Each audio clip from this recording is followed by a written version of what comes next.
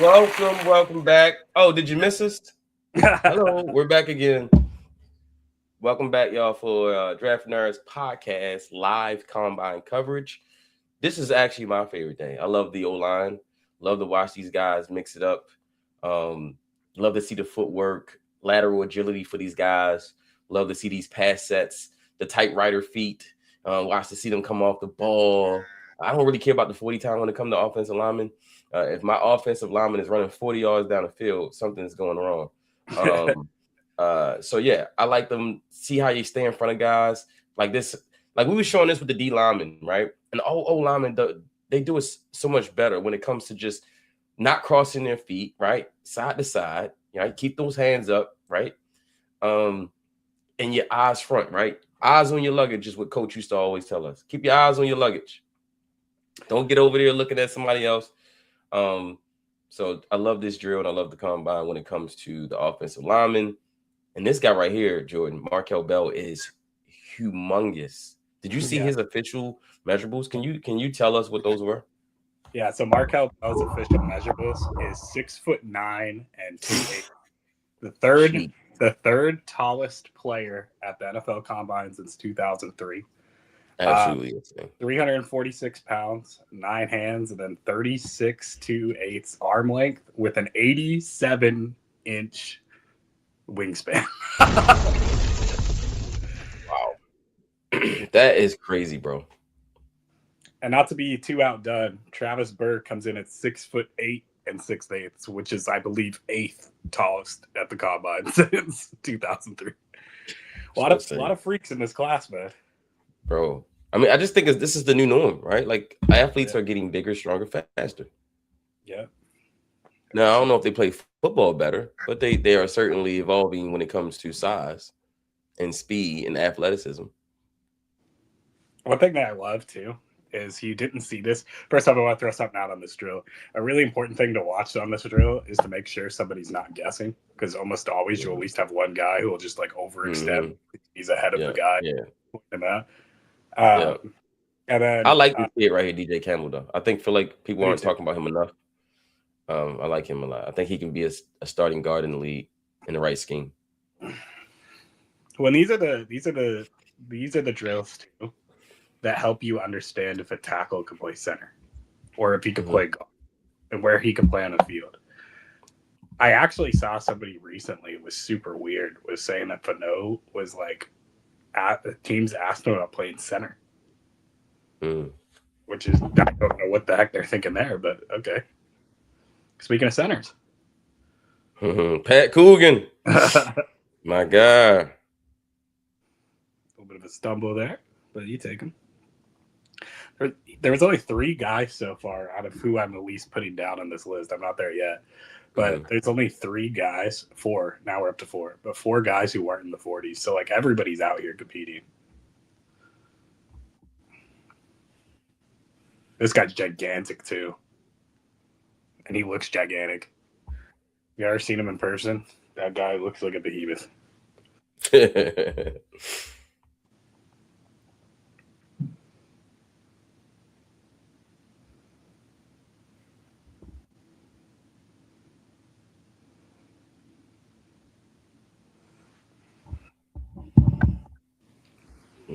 JC Davis.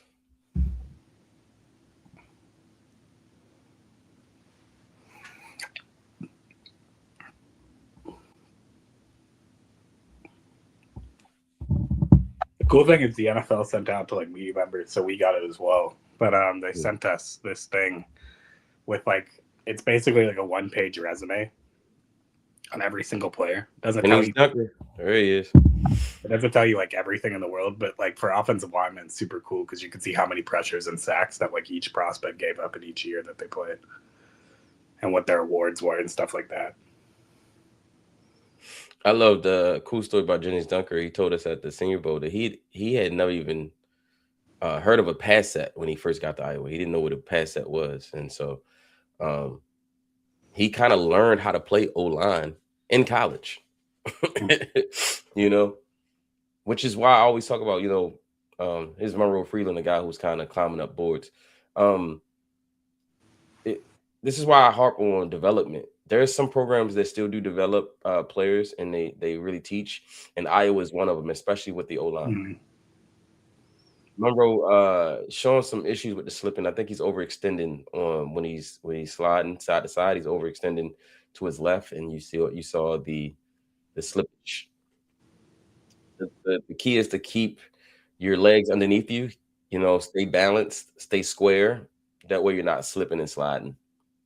Here's a guy Trevor Sycamore was talking to us about. Yes, Sam Heck. I like Sam Heck. I loved his tape. I actually posted some all 22 stuff of him from the Senior Bowl, and I think he's going to be a starter in the league as well. That's some nice footwork there from the Maryland kid. Yeah, my alma mater. Shout out to the Terps. This is another guy who made some money at the Senior Bowl. This guy's really interesting because nobody can figure out his age. Yeah. I think he's going to be coming in closer to 26 years old, which could scare some teams. I mean, they should have it by now. I'm sure they know his age now. Teams have it. The public doesn't. Oh, yeah. Do it. I'm sure to be on his profile. Yeah. Let me see.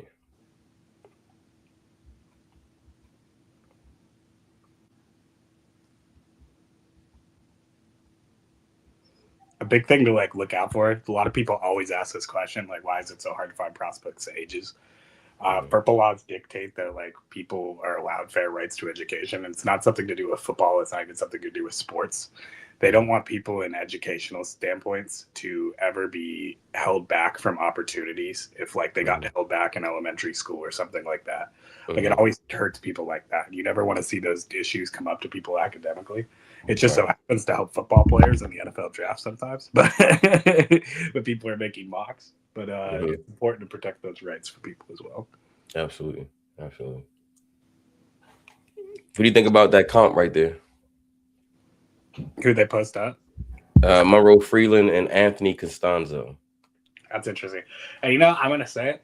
Originally, I wasn't in the boat of Monroe Freeland. I was trying to figure out what everybody saw, but it's because I saw a bunch of people throwing him top 15 all of a sudden, which was kind of crazy to me. But at the same time, he's probably, out of the four major tackles, the Utah tackles, him and Francis, he's the most pure tackle out of the four. He's got the right body weight. He's got the right wingspan. No arm concerns, which some people are going to have with Fano. Francis, a lot of people think he's going to be better at guard. I think that he could play tackle in this league. I'm still going to throw that out there. But if he doesn't work out a tackle, he's going to be a hell of a guard anyway. Rocky the orangutan enjoys jelly beans. Look at this draft. Well, who's Rocky's comp? Yeah, don't even try to, Daniel. You'll be canceled by tomorrow. That's right. So where he was, Old Western. and Each one he was beginning, was getting more steamed with each one, and then if Proctor goes to the Ravens as Trevor had mocked him, I think Ravens flock would collectively crash out. I would too, but that was a hell of a board for them to start to look through too. I think CE's the one when he corrected him. That was I mean, in that situation, I think they just take Vega, or they would take Peter Woods, because Peter Woods was still there. I think they take Peter Woods, Vega, or I think they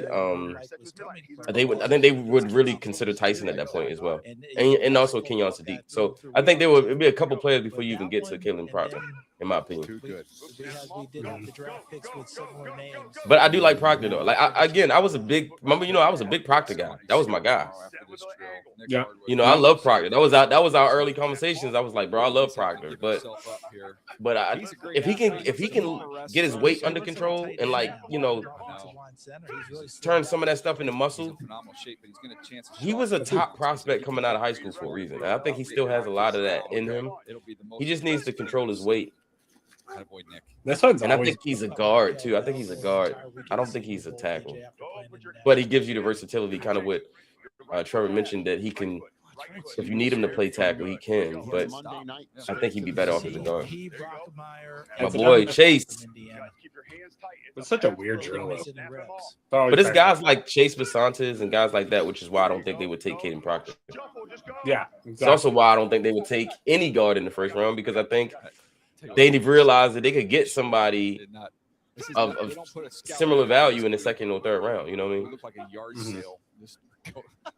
But I think they would go in that situation. I think they go Peter Woods, Sadiq, Tyson.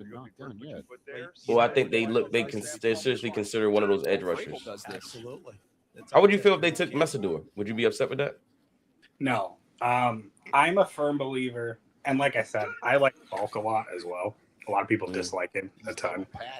But if you're looking more into the pure pass rush, like you want juice off the edge, that's why I always mock him to the Lions, even though like for a lot of teams, Keldrick Falk should be ranked higher on the team than Messador, especially with the age concerns and the 2 foot surgeries.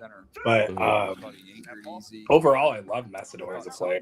People are just going to overthink age, but like as Trevor would say, like I agree with him. Like, do I think they're the 2 best edges in the group? No, but they're my 2 favorites. They're my 2 favorites to watch on film.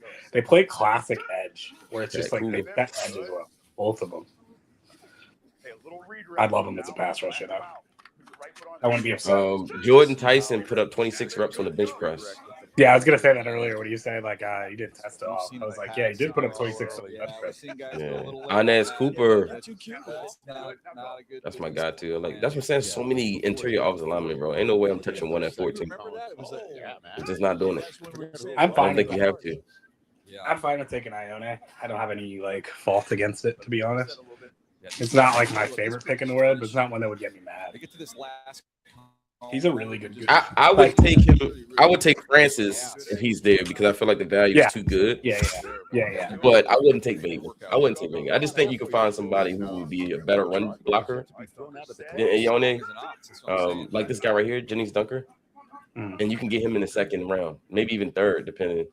So I don't. The value is not there. The juice isn't worth the squeeze. You can get Ione. You might like him, right? But you could get a much better player at a different position, and then you can still get one of these guys in the later rounds. See, and I'm like in this Spencer Fano is such a I love Fano, bro. I'm in this weird vein with him, right? Because I do think we've talked about this. In every one of your drills. To us individually, and probably the 49ers, as the head coach at Iowa, you would have a better scheme fit with Bregman than you would with Ione. But for most other teams, you wouldn't. But that being said, is like I think some people are really hard on his value. I do think he's among those top 15 players in Ione. I think he's really good. But I don't think he's a generational guard prospect like some people are trying to like push. And I know you've been dealing with that one too, seeing it at the time. It's like, what? Like, you want to know what a generational guard prospect looks like? Go watch Quentin Nelson. Other guys are really trying to get into him. Right. And that's like a different level of player. And there is no Quentin Nelson in this draft. I'll go say we get Quentin Nelson at 14. There's no Quentin Nelson, and to be honest, I don't even think there's a what's my guy from North Dakota? Yeah, like I don't even think there's a Gray Xavier in the draft. I don't. I think there's really good ones, guys that will be starters in the second day. But I think if I'm gonna take a guard in the first, I would rather take Pregnon over Ione. I'm just don't understand. Like drafting a guard who's not very good at run blocking to a run heavy team. A run first team makes no sense. Give me this guy right here. Give me Jennings Dunker. And his teammates, both of them. Give me the dunker, baby. Give me the dunker. And give me Bo Stevens or give me Pat Coogan. Give me Logan Jones. Who else? Logan Jones. Oh yeah, definitely give me Logan Jones. Let's look at the comps. I mean, that is phenomenal. There's so many guys I would just rather have. 14 is super high as rich. That's like to me, top 14 is like a lottery pick, NBA wise for the NFL. And for me, I'm taking the highest, the BPA, the highest rated player, regardless of position. And I can tell you right now that won't be Vega Ione. I am starting to think that Carnell Tate might actually be there though. Yeah, The way that things went in that mock kind of feels like that could actually happen. And if that does happen, I don't think the Rams take him. I think. Well, here's the thing. I don't think two corners go before the Rams. I think one corner goes, and then I think the Rams gets the other one. And because of that, they're not put in that situation to take Tate, and then he falls to 14. Because I can see it falling that way. I mean, if you look at the mock, let me see. Because that's ultimately the only reason I nothing that happened early in that round. Like Mendoza, check, Bain, check, Final. I can definitely see that. You got Reese, Malinois, Lemon, Styles, Love, Bailey, Downs, McCoy, and Mansour Delane, right? So I think with that first pick, I think the Cowboys go. Is before you need to. I lost my mom as a kid, and we I don't think the Chiefs would take Bailey. So because kind of what Trev alluded to is that he doesn't fit their profile. They normally like the bigger guys on the edge, guys like Keldrick Falk, right? Guys like that. So because of that, I think Bailey could end up somewhere like Dallas if things don't go get too crazy. But I think it will be, instead of Bailey falling to the bottom of the top 10, I think it could be Reese, to be honest. I think Bailey goes somewhere in that top 5, and I think Reese is the one that falls down here, right? And then I think McCoy or Delane go to Miami, one of them. I think Dallas takes whoever falls, whether it be Reese, whether it be Bailey, whether it be Styles, which I doubt. And then because of that, I can see Lemon going first because he is my number 1 receiver. Because of that, I could legit see Tate falling to 14 and Tyson falling beyond that. Because again, I've been telling everybody with ears, like Tyson, I like him, but he is a risk. Yeah. See, and that's exactly right. Because that's exactly how I felt when I was the Rams in that situation. Because that really is where the Rams are at. And like you said, they would trade out. Yes. Like you said, yeah, they just trade back. Yeah. But because we couldn't trade, you just was like, well, we got to get something here. And the top needs are like corner and receiver and things like that. And I like Terrell a lot. That's just a little too early for him. I like him a lot. I think they would like Terrell though, because for the same reason why D'Angelo Pons. He fits that profile, that like smaller, scrappy corner who can move around, can blitz a little bit. Like I think they would like that. Like some crazy ball skills that kid's got too. The 2026 NFL Scouting Combine is presented by I can see Tate falling to 14, especially what happened in the Combine. He didn't run that 40 like we thought he would. And I mean, like you said, you weren't surprised, but clearly Trevor was, and I was as well. And then, like he said, Tate is a guy that you thought would just snatch that wide receiver 1 title because Tyson couldn't perform and because Lemon didn't do anything and Tate really didn't. He didn't run away with it. In fact, I don't even think he was the most impressive receiver at the Combine. I think with that being said too, like I was surprised to an extent with it. But the reason I was surprised by it is because if you watch his first run, he like veers off, he like screws it up. But you can see it. You're like, oh, he stumbled a bit. That's okay, it happens. So like I thought his second attempt was gonna be way better. But his second attempt was the same speed. I was like, you're talking about Tate, right? Yeah. Because I thought, and I didn't think he was gonna be super fast. I never was a part of that boat. But I had him around 4.49, 4.5, as opposed to 4.54, which is a huge difference in the combine. Someone else is going to get moved. Yeah, 4.91.40, which tied for the best mark out of this first group. We had 7 guys clocking sub 5 flat. So guys are moving. That's crazy. That's just crazy. Fastest group they've had in a minute. Running backs coach years ago that he told his My running God, backs to go Freeling out running field, this fast is get pretty around crazy. guys like him, Yeah, he making money, bro. Tucker. He ran money. a 4.93 today. When the game starts. He's making money. Look at how that And matches obviously, up like well. when you're looking at Tucker's a offensive perennial guy to linemen, be an it's all-pro way when more he is about the healthy. splits. Fano, same type of athleticism. You could care less about like how everything else looks. That's my guy right here, Chase Basantes. Yeah. Well, you heard our colleague Daniel Jeremiah. He doesn't get enough credit. Not getting out of day 2. Likely second, third round pick and an immediate start. I believe he's Mr. Bill's favorite. I agree with what he said. Immediate starter. I think Basantes will be an immediate starter. This is again why I know Ravens fans. Oh, we need Vega. No, you don't. I'm telling you, I like Vega. I think he'll be a fine lineman somewhere. But I just think it's too many guys that are closer in the grade with him that you can get on day 2. That is the juice isn't worth the squeeze on day 1 when you're in the top 15. You need to take something that you won't get a chance to take usually because you never are picking that high. And Carnell Tate would be in the same vein of a Kyle Hamilton, right? Like Exactly. Literally almost the exact same 40 time, 5'6" to 5'4". Exactly, bro.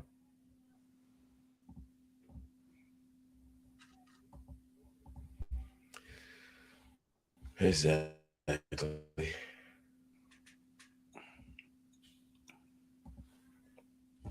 I love the dunker, though. Give me the dunker, baby. Give me the dunker.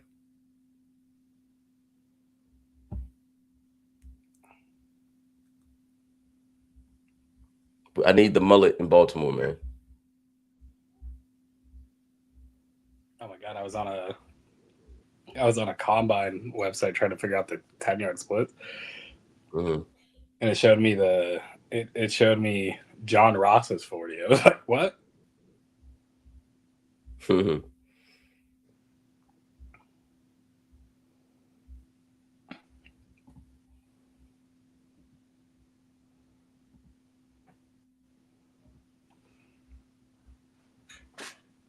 Parker Browsford. That was the guy I was talking about recently. I don't know how much film you've watched on him yet. He's a really interesting safety. Not safety, center. He has to learn how to fully like brace for contact. Like he needs to learn how to get it engaged with people and stay engaged. That's like one thing that like drives me a little insane with him. But his movement is just so good. He like is always looking for people. He's always looking to get contact. But they use him kind of similarly to some ways that we use Linderbaum. We're one of the weirder teams that pulls a center way more often than we pull a guard. Probably that's because we had guards who couldn't pull, but but like he does similar stuff to that. And so I think he'd be an interesting pick later as well.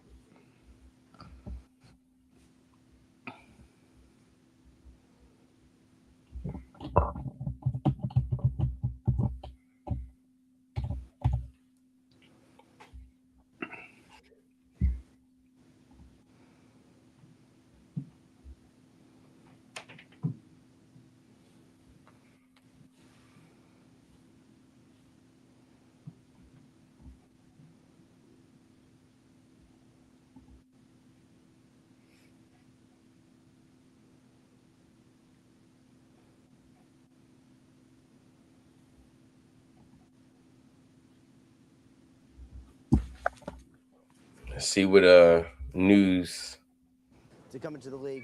Probably the biggest name offensive lineman available, Tyler Linderbaum. Give me 2 seconds or send my cat out the door. You talking about Linderbaum? To make more than $20 million per year. In fact, Ravens general manager Eric DeCosta has already said he's given him a market-setting contract. So certainly, as you get closer to free agency, see if he returns the consensus top center in free agency. And then there's going to be several guards who most people watching this now have never heard of. David Edwards plays for the Bills.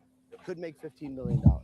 Zion Johnson, Chargers, could make more than that. Elijah Vera Tucker, you guys just mentioned, coming off injury, obviously, set for another nice payday. I mean, everyone needs these guys, especially the interior guys.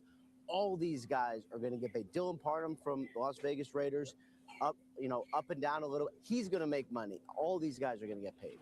Remember when we were watching all these guys on the turf? Now they hit free agency, and it all works together. Free agents and the draft class as well. So the countdown, once we leave here, it's officially on. 2026 NFL Draft. It's presented to you by Bud Light. You can catch all 7 rounds over 3 days live from Pittsburgh. Ian's going to be there April 23rd to the 25th. Let's go. NFL Network draft coverage. It is presented to you by Verizon. Still one more group of offensive linemen left to run and move around on that field before we hit the road from Indianapolis, Indiana. More coming your way here. It's a scouting combine on NFL Network.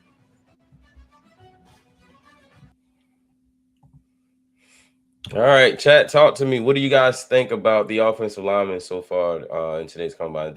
I believe this is a really, really deep interior offensive line draft, which is why I keep stressing if you're in the top 15, unless you can get a Francis or a Spencer, I just think you hold your water until the second round.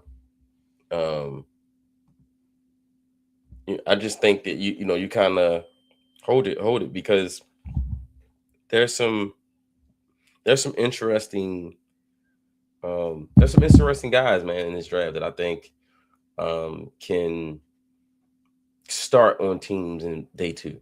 Some guards I like: Chase Basantes, Jennings Dunker, Love.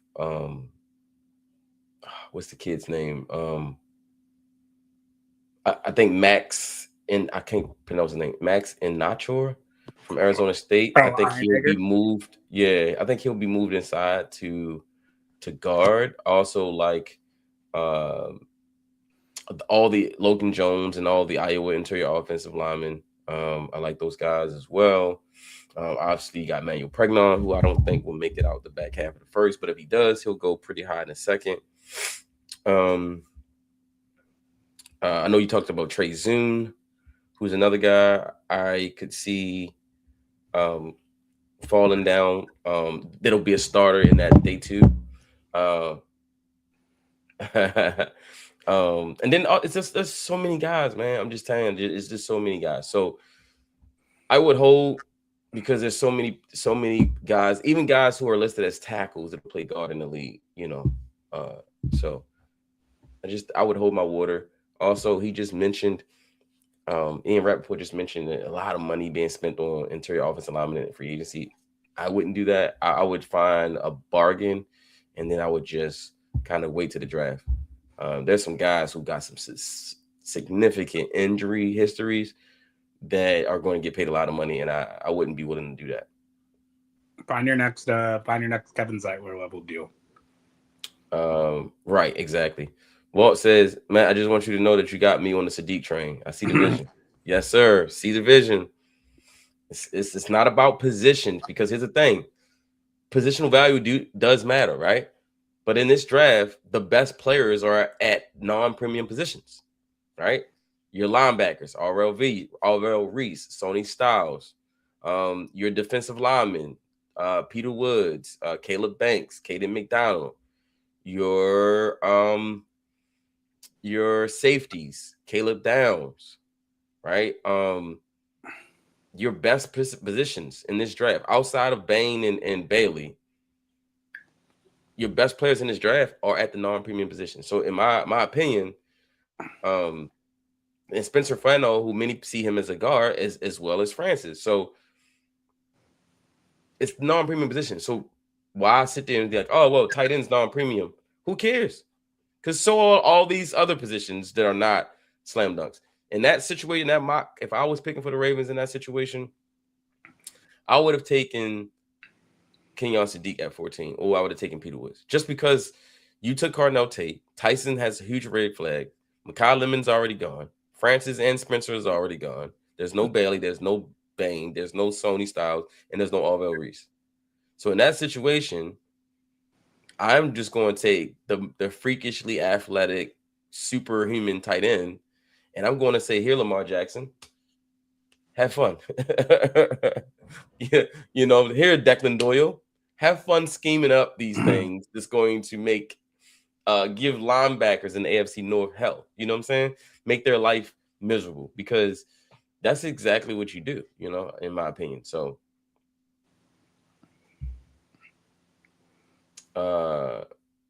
Walt says, my wish list in no order is Lemon Woods, Tyson, Sadiq, Styles. Same, brother.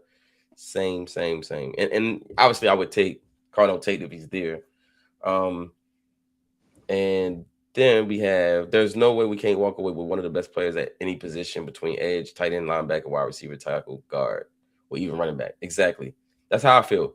Like, don't take a third, fourth best player at a different position. Just take the best player at that position, regardless of the position. Would you rather have the number 1 tight end or like the number 4 offensive lineman? No, because you need a tight end. You got Mark Andrews and nobody else. So, well, the funny thing is, like, I keep hearing people like, and it's so funny because I don't like this tight end class as a whole from what I've seen. There's some guys that I like, but I don't think it's. Yeah. I don't hate it. It's just not deep to me. And it's like, my biggest thing with it is like the guys who are really good receiving threats, and to some extent, like this is where the NFL is going. You're seeing a lot more smaller tight ends these days. It used to be way more normal to see guys in the 250s and 260s when they weigh in. We only had 3 guys about 250 in this whole class at tight end, and last year we only had like 5 guys. So it's like starting to move away from it. But it's like I like Trigg, but my only issue, I don't mean to cut you off. My issue with Trigg is that he does not have the size to be a blocking tight end. Like he won't be able to play in line with that frame. But like, so that's a funny thing. It's like somebody the other day, like they're like, if you watch the tape, the only 2 really impressive tight ends is Sadiq and Stowers. And I'm like, are you watching the tape of Stowers or are you watching Iowa? Not something that Stowers does. I do like Stowers. I think Stowers would be a better pro than he was as a prospect. But I love Sadiq. It's like he was talking about with the Linderbaum and listen, it's Sadiq and then it's like all the way down here before you get to the next tight end, in my opinion. Mm-hmm. But I do like the tight end class. I think it's a good tight end class. I do like Stowers. I do like what's the kid from Ohio State? Claire. I do like him. I like the kid from Michigan. He's in more of a Swiss Army knife type of role because he plays some fullback, he plays some tight end. He's a unique talent in that way. He's really good at blocking. And I like Trigg. I just don't think Trigg has the frame to play in line and block defensive ends in line outside linebackers. Trigg is literally built like in outside wide receiver. He's really, really thin frame. So he's tall. Maybe he can add some weight and some muscle in that frame. But as of right now, I wouldn't put Trigg in line. Well, see, that's the interesting thing, right? Is like what you just said, where it's like all of these tight ends are small. That's kind of like my biggest fear with it is like even somebody like Trigg, you just brought up 6'4", 240 pounds, but it's like most of the guys down the line are 240 pounds. And like that's the thing that's scary about it. But the thing is, 241 pounds on Sadiq looks completely different than it does on Trigg because different height and different frames, right? Like if you look at Sadiq, he's a very bulked up 241 pounds. Whereas you would trust him more in line as opposed to Trigg. He's 240, but it's stretched out because he has a long, tall frame and he's 6'4"? I told you he's 6'4", 6'5". And Trigg, yeah. And so that 240 isn't the same 240 as Sadiq is carrying. So yeah, but I agree overall. I do like the tight end class. I think it's deep. I think you can find a couple guys up into the 3rd round. I think after the 3rd round, it starts to get a little crazy, a little weird, right? Just depends.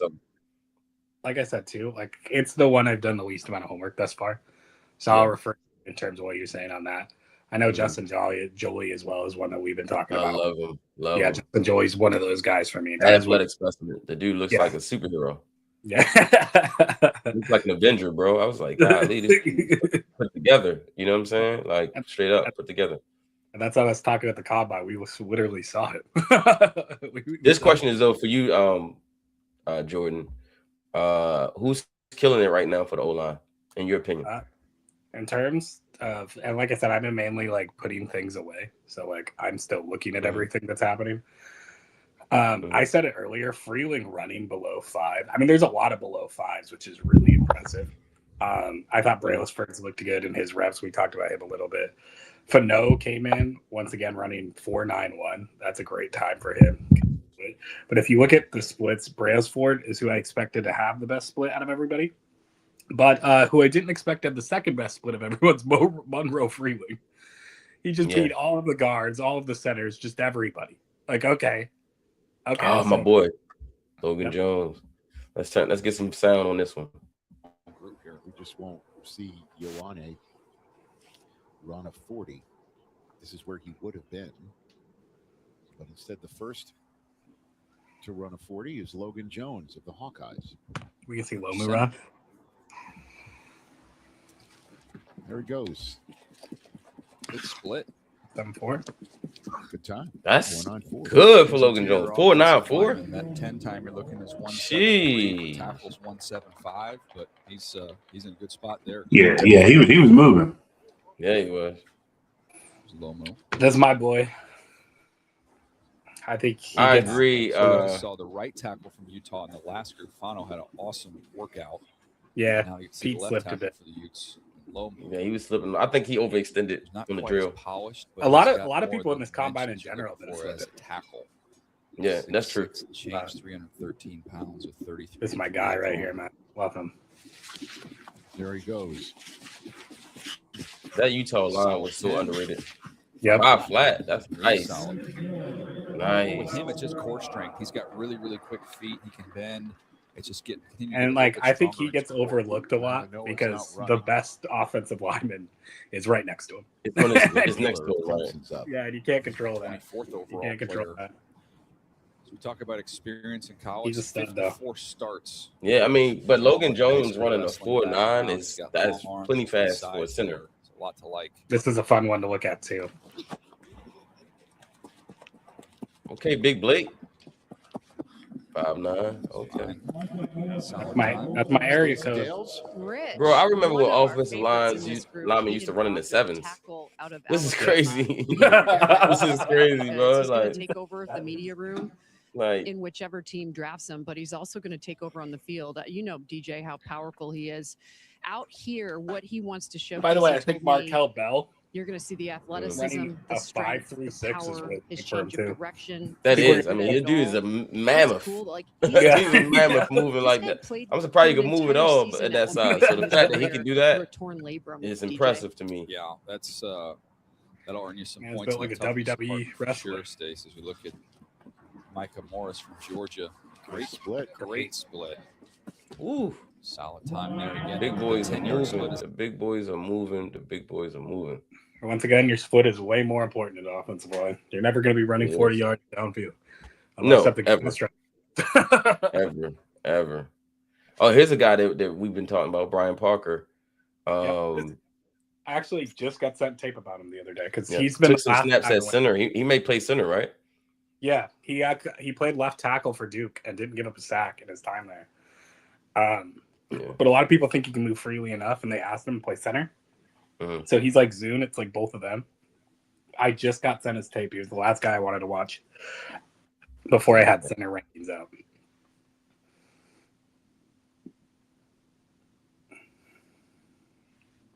Yes, love DJ Campbell and Anes Cooper. There are two guys I'm really high on. Again, coach, this is why I keep saying, you know, for Ravens fans or anybody feeling like, oh, you know, we need to take a guard in the top 15. I think that's ridiculous. This draft is loaded on day 2 and early day 3 at the interior offensive line position. And to be honest, my grades between a guy like Vega Ione and a guy like Chase Basantes, who we can get in the second round, it's not a lot. There's not a lot of gap. There's not a lot of space between those two guys. And so for me, why reach on a guy in the top 15 when I could just get a similarly graded guy in the second round? And to me, right now, my number 1 guard is this guy on your screen, Emmanuel Pregnon. He's my number 1 guard in this draft. I think he got some nasty to him. He moves people in the run game, and he has the potential to be a really good pass blocker. In the right scheme, this dude will be a Pro Bowler and maybe even an All-Pro. He's my number 1. I know some people have Vega. I think Emmanuel Pregnon is the number 1 interior offensive lineman in this draft, and he's projected to go bottom of the first, early second. It's kind of sad to see a little bit of an overration. It's sad to see Vega isn't running. Of course, he's not going to run.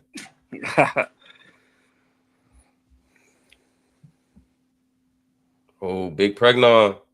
I would say it looked like he slipped up a little bit. Yeah, he did. You see, something weird, like right at the end.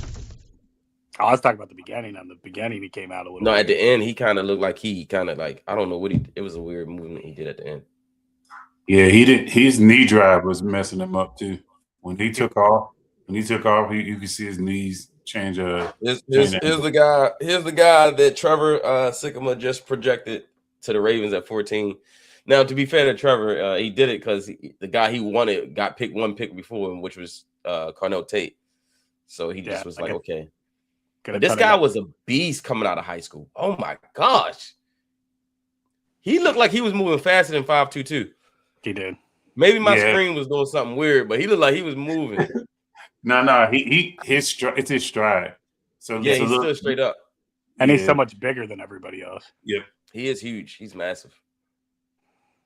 I think through this timing, people will remember why Caden was the number one offensive tackle when he came out of high school. He was the number one in the country. And I think people are going to start to see that as he is performing pre-draft. I thought he should have stayed at Iowa. He initially committed to Iowa, and then he transferred to Bama. I thought that was really bad for his career as far as getting to the NFL. I think if you're an offensive lineman and you want to get prepared to go to the league, you go to Iowa, and he's from Iowa, so maybe he just wanted to get away from home. I guess I don't know, but I thought he kind of made a miscalculation by going to Alabama. Maybe thinking he could win a national championship or something.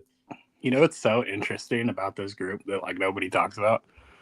All four of the Texas A&M offensive line, like 4 of the 5 offensive linemen are here today. Like, Zoom. You have the next guy who I think has gone overlooked way too much. His name's Armaj Reed Adams. I think he's really freaking good. And then you have Zune, of course. You have Crownover, who's the big guy in this group. That's who I like, Crownover. Yeah, I like Crownover too. And then, of course, you got the bell of the ball with Basantes.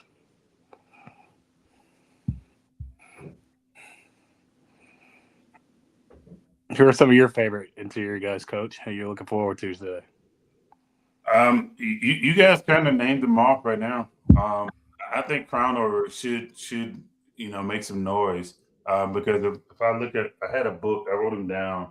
He was one of the guys I really liked when I was looking at the highlights, and I just feel like again with this particular draft class, I think you really got to just say, hey, look, I'm not going to take a guy because people are telling me that this guy is good. You need to take a guy based off their skill set. Because if you're not going to pull your guards a lot, I wouldn't take a guy that's super athletic if I'm not going to pull them. If I'm going to pull them and expect them to operate in space, then absolutely take a guy that's super athletic. If I need guys to anchor in pass pro, again, I'm not taking a guy that's on the lighter end because we all know defensive schemes are going to scheme you up if they know you can't pass pro. So you're looking at even if they don't send a double A gap blitz, they're going to walk up in the A gaps to see how you adjust to it. And then right then and there, if you got that guy and you want that guy to contribute early on, I feel like you set yourself back a couple of games at least, if not a whole year, trying to figure things out if that guy can't pass pro or move around, operate in space when you need him to. So. Yeah. Here are the ones we missed. Armaj Reed Adams. He slipped up too. Yeah. That was weird. I thought he tweaked something. I was a little scared for him for a second. Yeah. That's my boy Keelan. I 40-yard dash, I could care less really. Ultimately, it's fun when we see him running fast 40. But for offensive linemen, I could care less. You're never going to run 40 yards in a straight line. Like, we're not chesting the sea. You're not scoring touchdowns and all that. But the field drills are super, super valuable for these guys. Jake Slaughter. Okay, Jake.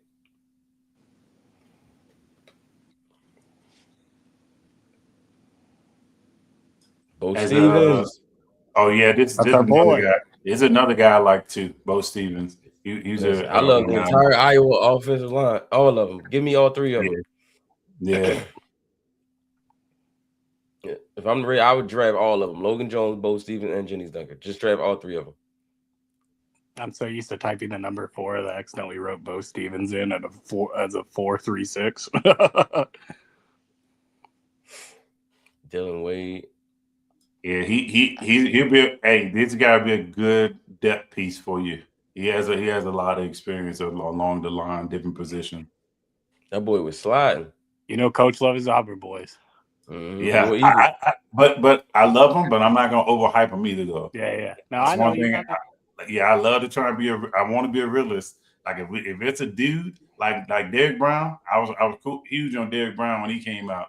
But the guy is like on the fringe. Yeah, I'm not going all in, pounding the table for a guy that I know he's not there yet. So, as he should be with Derrick Brown, by the way. Yeah, of course. Yeah, Derrick Brown was a stud. Yeah, he was a stud, man.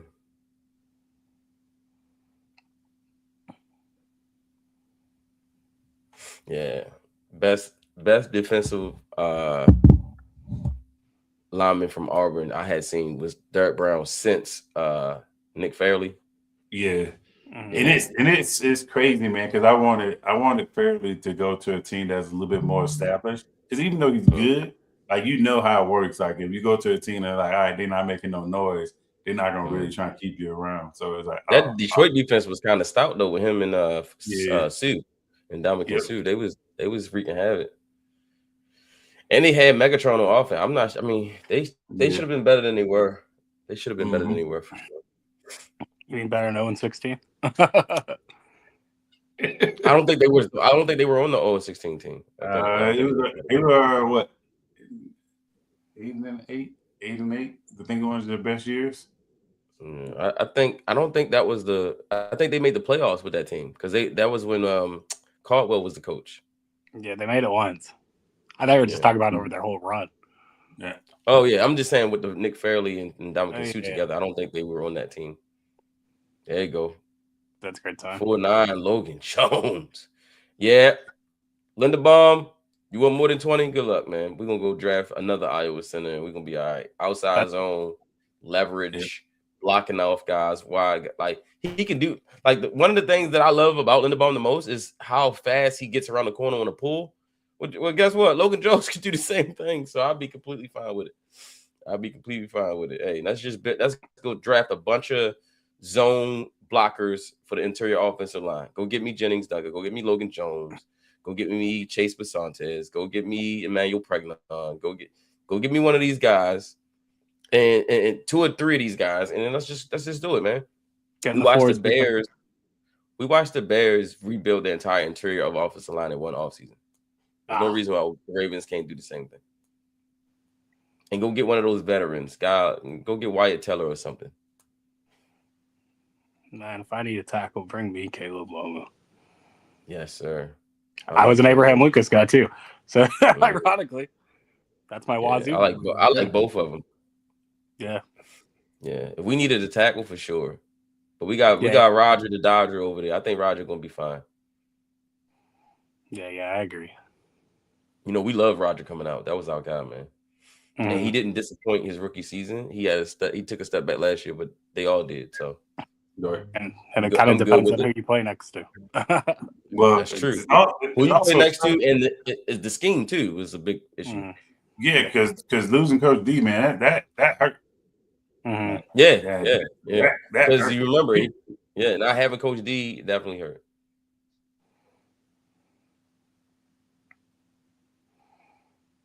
Keelan Rutledge.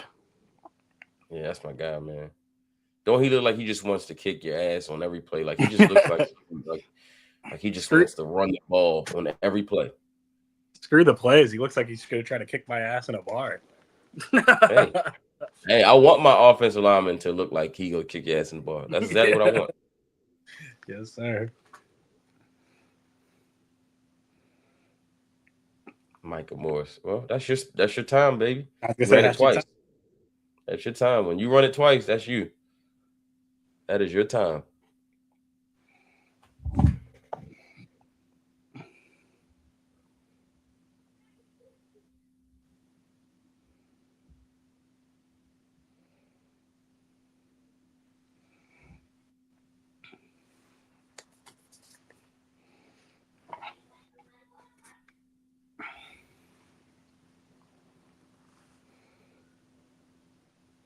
One of my favorite things to watch with linemen when they fight is you'll almost always see them with their arms completely down because they're not used to running like this.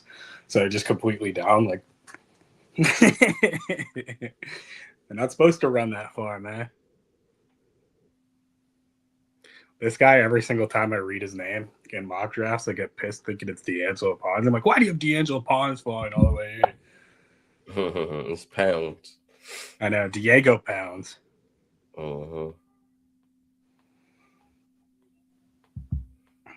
Let's get split for him.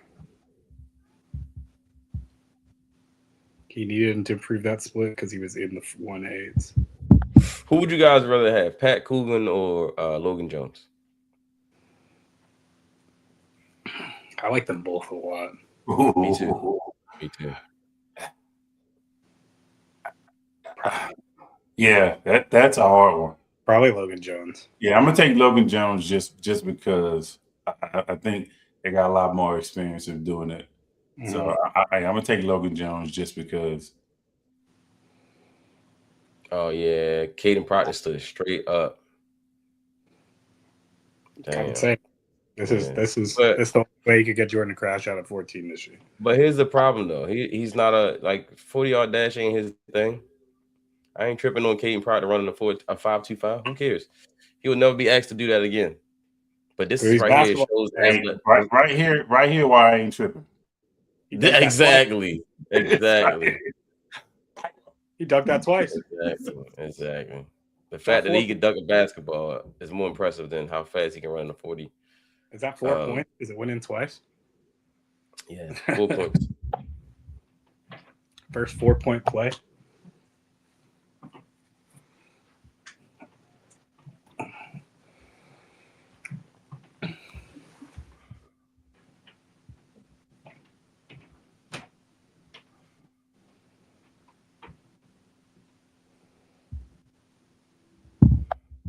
So it looks like Linderbaum is expected to get over $20 million. How do we feel about that, fellas? Are you in or are you out? I'm not out, baby. How much would you be willing to go? I go up to all the way to 23. That's crazy. I ain't doing that. Yeah, if it's right at 20, we can talk. But if it, 21 is the max for me. At 21, fine. You better make it worth it though. You better make a couple of all pros. Yeah, I'll give you 21. But if anything over 21, good luck. We'll take the 3rd round comp pick.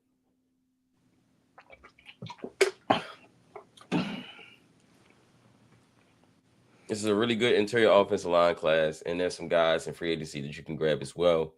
Again, we've seen teams rebuild the entire interior offensive line all in one offseason. And not to mention, we got a whole new coaching staff. So our entire team are going to be learning a new scheme altogether. So it's not like, oh, this guy already knew this scheme. He already knew all this stuff. Doesn't matter. Everybody's going to be learning at the same time. So if there's a time to rebuild the interior of your O-line, this is probably the time to do it. With the new coach and the new system and a good draft class to match.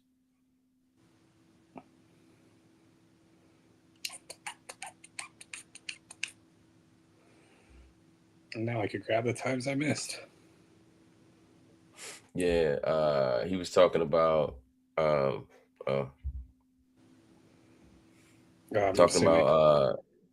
Proctor.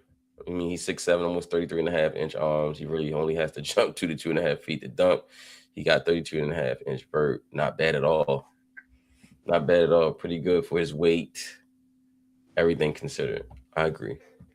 He did come in, though. He did come in at 6'6" today. I guess if you're rounding it up, sure. Yeah. 6'6"? Was he 6'6" and some change or just 6'6"? Yeah, 6'6", about 6'6.5". A little bit under. Okay. All right, so you can round up or whatever. I like 6'6" better than 6'7" anyway for a guy who may play guard. Yep. I think it's better to be 6'6" than 6'7". I know it's only an inch, but it matters, especially when you saw Falele struggle at 6'8" playing guard. It's not ideal. I'll tell you a guy who came in with really bad measurables, and he's normally one of my guys, Caleb Tiernan. He had some rough arm lengths. My other guy right here. This guy's so underrated, man. Who, Armaj? Yeah. Yeah. I love his film. Yeah. Real powerful guy. Oh, okay. He said he was just looking at what they have on the NFL prospect info. Oh yeah. Some of it they move around, and Yeah, they do sometimes round. They do round on NFL.com. So to be fair, they probably moved them up from that half range. Right.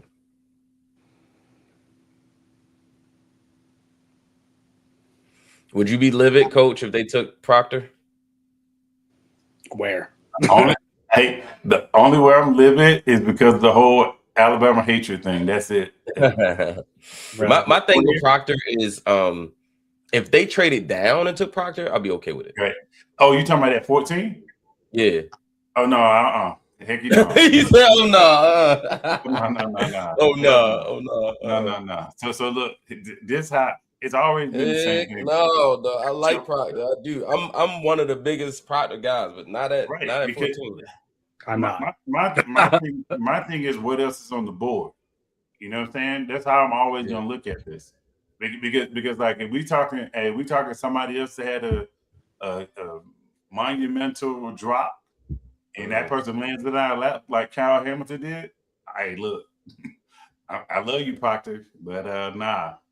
We gotta take something that's gonna give us something right then and there that can elevate us to we talking about a different stratosphere.